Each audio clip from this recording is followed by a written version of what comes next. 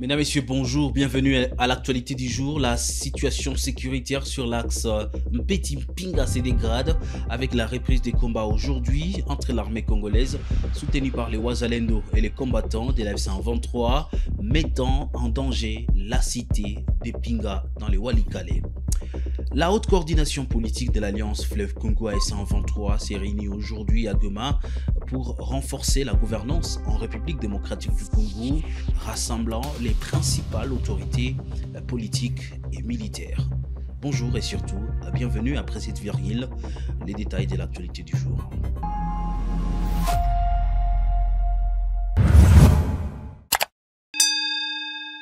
Nous ouvrons l'actualité du jour par Walikale et la situation sécuritaire sur l'axe Mpeti-Mpinga reste précaire. Cette situation est due à la reprise du combat entre l'armée congolaise appuyée par les Wazalendo et le rebelle de la F-123. Un acteur de la société civile sous anonymat affirme que les combats se rapprochent de plus en plus de la cité de Pinga. Pour lui, si rien n'est fait, Pinga risque de tomber à tout moment. Suivons ces témoignages. Population hapa itoke parce que gouvernement anakuwa bombarder évidemment les rebelles. Sasa hapa naona kama population il faut se déplacer parce que c'est victime ya bombardement. Kama watagombana mais population il se déplacer kwa. Bon, sasa hii kusema kama ya combat ou pas en tout cas c'est encore vague parce que wanagombana sasa ndio wamesikia wanagombana. Donc les accrochages ni ça tout parce que il s'est divisé une fenêtre niveau ya nani ya après Katovi à montage de petit une zone net. Kule chini ni pale zina wazalendo. Petit mera donc ni CF-23 donc kale kazoni katikati kale ndio kazoni next donc dem mal wote wanagusana katoa tout ça bon alors on est habitué à ça, il n'y a plus de nouveauté. La nouveauté c'est d'entendre que Pinga est tombé, c'est ce qui est nouveauté maintenant aujourd'hui parce qu'aux alentours de Pinga, même au niveau de Kisha là-bas, Hende, tout ça, il y a des affrontements. Au niveau de Likweti et consort, donc il y a toujours Banakaribian tout pas les consorts. Donc c'est un peu la situation de la zone. La haute coordination politique de l'Alliance Fleuve Congo AS123 s'est réunie à Goma. Cette session extraordinaire vise à renforcer la gouvernance de la République démocratique du Congo. Elle rassemble les principales autorités politiques, dont les coordonnateurs Corneille Nangaa, Yobelou et ses adjoints, ainsi que le représentant du chef d'état-major général de l'armée révolutionnaire congolaise ARC et le gouverneur du Nord Kivu, mais également du Sud Kivu.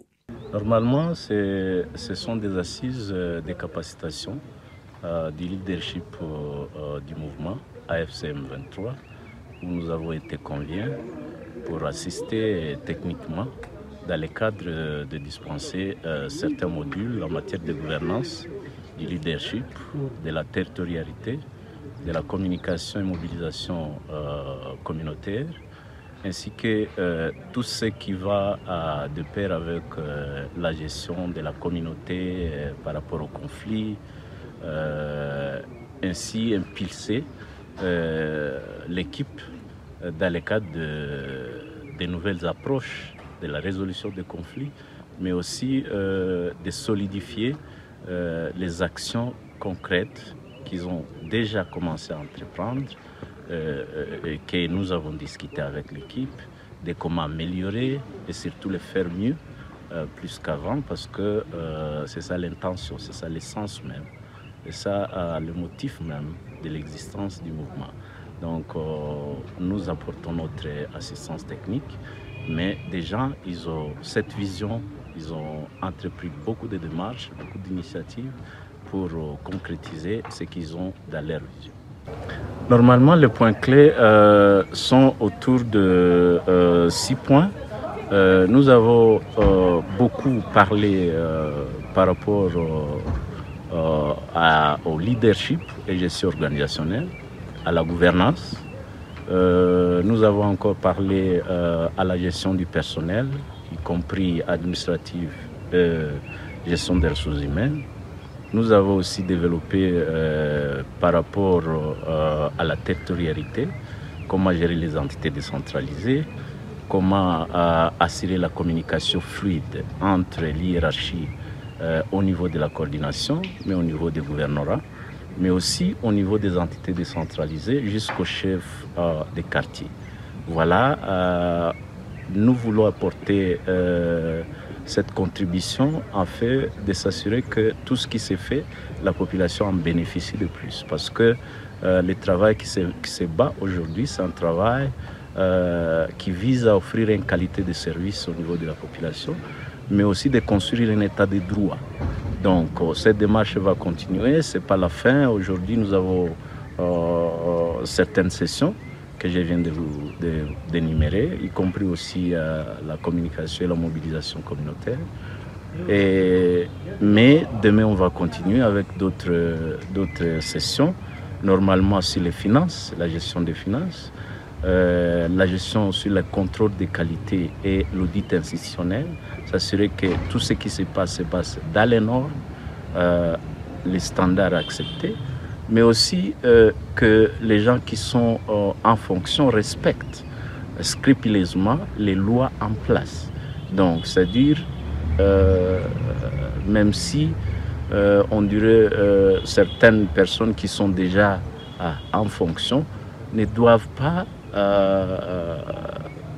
en fait reprendre certaines erreurs qui ont été commises du passé. Donc on veut qu'ils soient bien outillés pour qu'en fait tous les actes posés soient des actes légaux et ça se passe dans les normes et les standards acceptés sur le plan national mais aussi sur le plan international. Toujours en ville de Goma, la population applaudit la décision du gouverneur du Nord Kivu, Bati Musanga et Rasto, d'ouvrir le poste frontalier de la Grande Barrière de 6h à 0h depuis le 19 septembre 2025. Les habitants et commerçants rencontrés aujourd'hui demandent aux autorités de renforcer la sécurité nocturne pour protéger ceux qui traversent après 22h. Oui, tumesikia na tunaapprécié, c'est bon. Mais on dit souvent, mais abîme la phrase. Et puis frontière est née quoi wazi. Maintenant frontière iko wazi, c'est bon na tunaapprécié na tunashukuru Mungu. Maintenant frontière iko wazi. Tunaweza toka hapa Goma, sisi wajene wa Goma. Tunavuka frontière, tunaenda Rwanda. C'est bon na sisi bote tuko bandugu. Et maintenant, nous sommes en Rwanda comme si le gouverneur en a jusqu'à 0h. C'est bon. Nous avons bien apprécié si les jeunes ici, tout qu'on a une ambiance à gogo. Et puis, moi, je suis en Rwanda. Oui, je suis en Rwanda, je suis à Pagoma, par exemple, à 23h. Je suis à la frontière, bien, je suis à Pagoma. Et puis, je suis à Pagoma, je suis à la frontière, bien, je suis à Birere. Voilà que BDG, les stakota bakoni agressé. C'est ça, batani agressé parce que ni busiku. Mimi niko hapa ko keshero ko parquet. Et puis niketoka Rwanda Grande Barrière par exemple mimi navuka. Si yo mwananiyo akule. Batani uliza kwanza ni busiku mimi natoka wapi? C'est vrai sécurité a bien tunayo ko Rwanda na hapa Goma ko sécurité mais maintenant atoyo gisi tunaweza kwa défendre les ça. Maintenant wewe unasema c'est ça. En fait, les commerçants ne sont pas commerçants. Ici à Goma, il y a des jeunes qui déambulent pour rien. Oui, tu vois, les moteurs sont là, ils sont en train de choquer. Les cascadeurs. Si vous êtes en Goma, vous avez des cascadeurs, vous avez un boulot. Bakubwa kwanza kazi bako nafanya ni kazi ya bien na tunafurahi. Parce que sécurité kwanza hapa na tunaanza ona iko améliorer na kwa bien. Maintenant, il y a des fois unaweza pita, wewe mwenye unapita hako. On a comprendre. Atakuwa agressé, oui. Suspect ni nani? Il y a des fois, si les jeunes à Goma, ata hauna problème, unaweza fika fasi, banakulomba carte, hauna carte. Mais unaya kwetu pale, batakuwa agressé. Junayo atu ile kitu ya carte. Mais mimi ngambia ba autorité hivi, batusaidie kuile tu kitu moja ya sécurité. Minjo daline tena sifa. Mimi naendaka, tunaendaka jipromene na barafiki yangu. Saa zote maki hapa nisha njo sikia bien. Tunaenda kama samedi weekend na tunaenda vendredi wala hata dimanche. Oh eswe nisha sikia njo samaki hapa raha yote inataniua. Ni wakati kwa shule maki samedi hapa sijui bien ndafanya. Samedi na jikaza maki sijui maki 0 mpaka tiki na barafiki yangu. Njo vile. Maki hapa ninafurahi sana. Na marafiki yangu deja mimi natabaita ku WhatsApp. Hapa video deja ilishakuwa. Mimi natabambia paka 0 make 7h à 0h. Frontière écoise. Le 21 septembre de chaque année, le monde célèbre la Journée internationale de la paix. À Goma, les collectifs des associations féminines pour le développement CAFED a marqué cette occasion par une initiative de reboisement sur la rue Lucy au cœur de la ville de Goma. Sous le slogan « Un arbre planté, une paix enracinée », cette action vise à promouvoir non seulement l'écologie mais aussi la paix et la cohésion nationale. Tout a commencé dans la matinée de ce samedi 20 septembre 2025 dans la capitale de la province du Nord Kivu, où les femmes réunies au sein du collectif des associations féminines pour le développement aux côtés d'autres clubs de paix ont planté des arbres sur l'avenue Linouloussi. Ce reboisement n'est pas un simple signe écologique, mais un engagement, un rappel que les actions de chacun contribuent à la cohésion sociale en vue d'une paix durable sur toute l'étendue de la République démocratique du Congo. Chaque année, cette journée nous appelle et nous rappelle une vérité simple et puissante, à savoir, sans paix, aucun avenir n'est possible. Mais avec la paix, tout devient possible. Ce matin, en plantant ensemble des arbres de la paix sur la rue Linouloussi, nous avons posé un acte et un geste fort. Ces arbres ne sont pas des simples symboles. Ils représentent notre promesse collective d'enraciner la paix, de protéger notre environnement et de léguer aux générations futures un héritage de vie et non de guerre.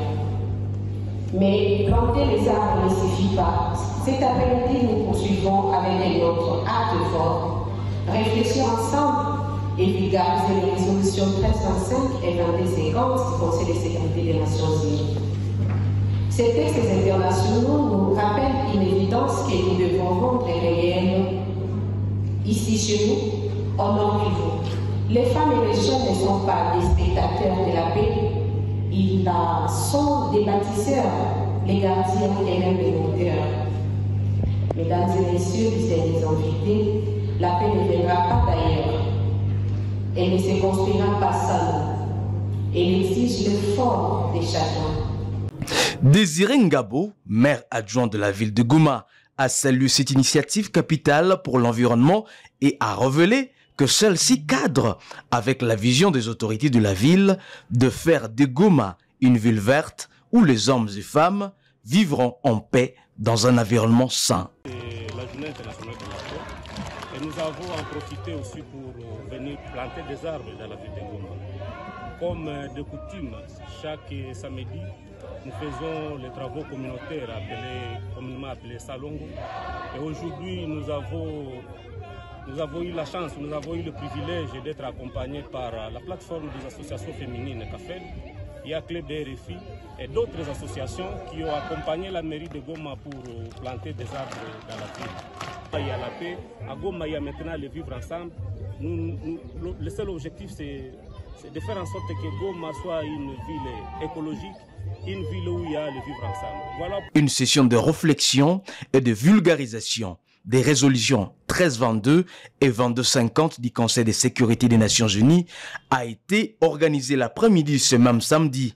Cette séance a été une occasion de renforcer la compréhension du rôle de la femme et de la jeunesse congolaise dans la promotion de la paix et leur participation active dans le processus de la consolidation de cette paix durable ainsi que la cohésion sociale. Les participants à ces assises ont manifesté leur satisfaction à la clôture de ces discussions car selon eux, la paix est une affaire de tous.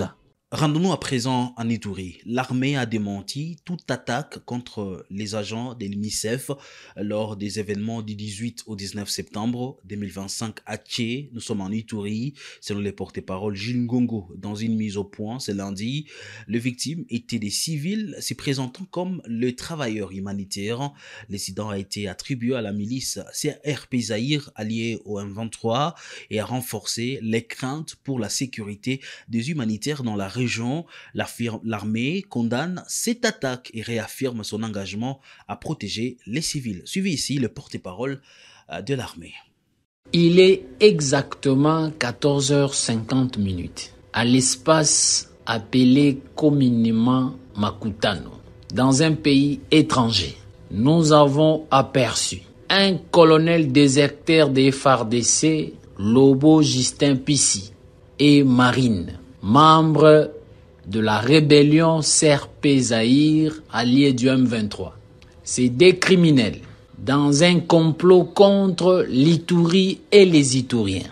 Vous le savez très bien, là où vous êtes, et ces complots contre l'Ituri ne passera jamais. Au nom du peuple iturien, nous rappelons à ces deux rebelles de CRP Zaïre M23 que la province de l'Ituri n'est pas à vendre. Vous cherchez les étrangers, vous êtes en acquaintance avec les étrangers pour venir créer la mort ici chez nous en Ituri et détruire le tissu socio-économique des Ituriens. Retenez ceci, vous serez neutralisés. Vous serez neutralisés.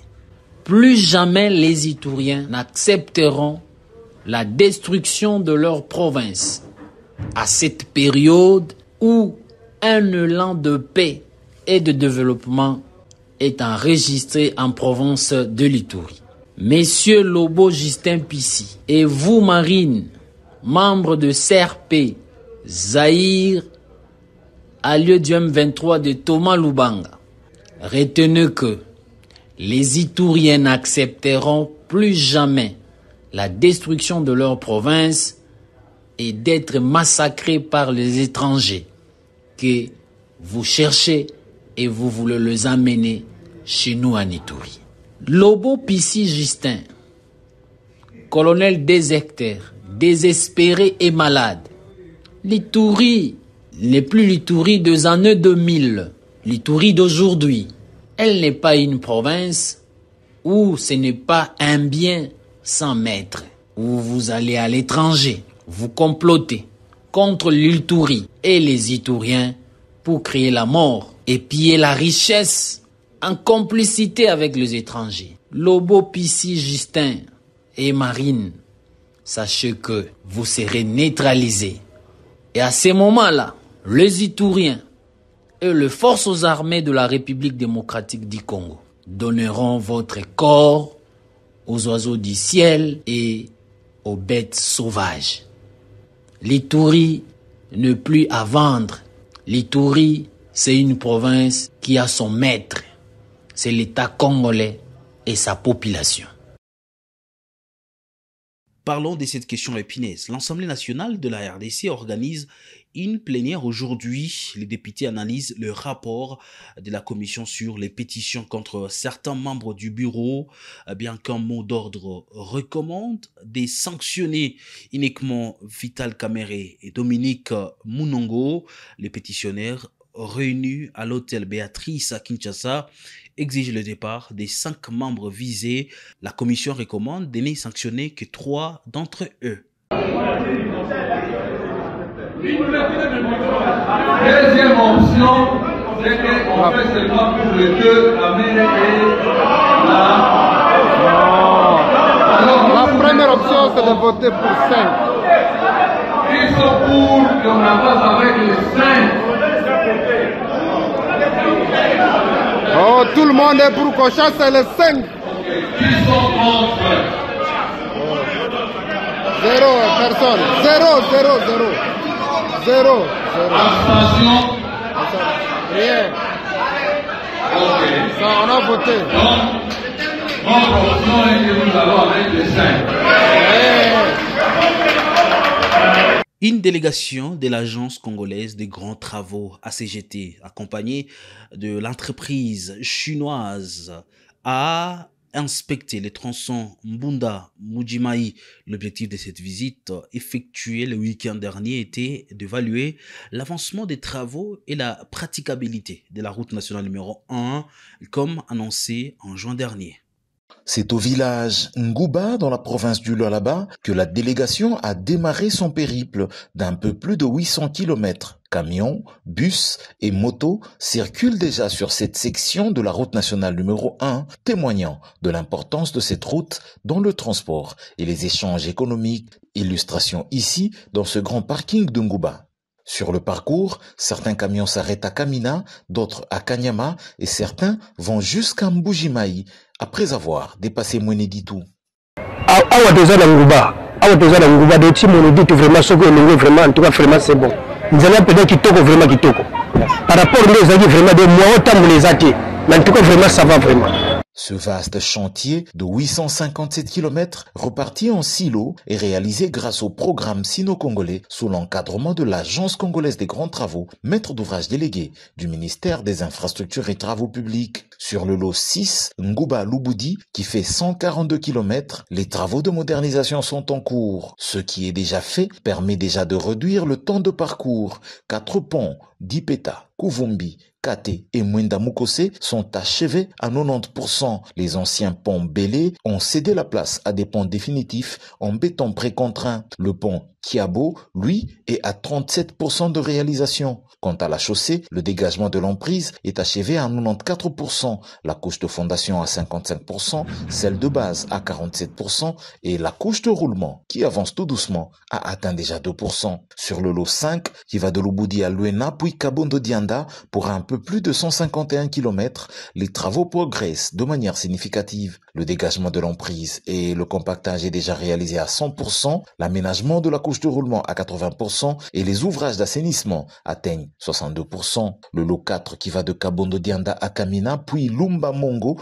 pour 140 km de parcours, les travaux affichent un avancement physique global de 99%. Les travaux de dégagement des emprises, ceux de la mise en place de la couche de fondation et ceux de la couche de base sont complètement réalisés. Sur le lot 3, qui va de Lumba Mongo à Kanyama, les travaux de terrassement sont terminés à 100%, le rechargement de la chaussée à 92%, les ouvrages d'assainissement accusent quant à eux un retard de 40% et nécessitent une intervention urgente pour rattraper le temps perdu. Au lot 2, allant de Kanyama à Mweneditu, les travaux avancent à un rythme variable. La préparation du terrain est terminée à 100%, les terrassements et la construction des ouvrages d'assainissement partiellement réalisés atteignent 29%, ce qui fait savoir que des efforts restent nécessaires pour accélérer certaines sections clés. Après avoir parcouru l'ensemble du tronçon, l'ingénieur Agema Vambu, directeur adjoint en charge du monitoring à l'Agence congolaise des grands travaux, est satisfait des progrès constatés quant à cette praticabilité de la route nationale numéro 1. Oui, après notre inspection, nous avons trouvé que l'état de service de la RN1 est très satisfaisant. Cependant, nous devons nous battre pour maintenir cet état de praticabilité parce que cette route a amené plusieurs effets positifs dans l'économie régionale. Et actuellement, nous avons constaté qu'il y a une augmentation de l'offre et un afflux du trafic. Nous sommes ici pour sensibiliser toutes les entreprises pour le maintien de la praticabilité de cette route. La route nationale numéro 1 entre Ngouba et Mbujimayi devient peu à peu très fluide et sécurisée. Respecter le tonnage de chaque camion de marchandises lors de son chargement reste essentiel pour préserver la route et ses ouvrages connexes. Mesdames et messieurs, fin de l'actualité du jour pour ce 22 septembre 2025 sur Kivu Morning Post. Nous restons et nous sommes la référence des informations à l'est de la République démocratique du Congo. Vous êtes nouveau sur la chaîne. N'oubliez pas de vous abonner, commenter, liker nos vidéos. On se retrouve à la prochaine pour d'autres actualités.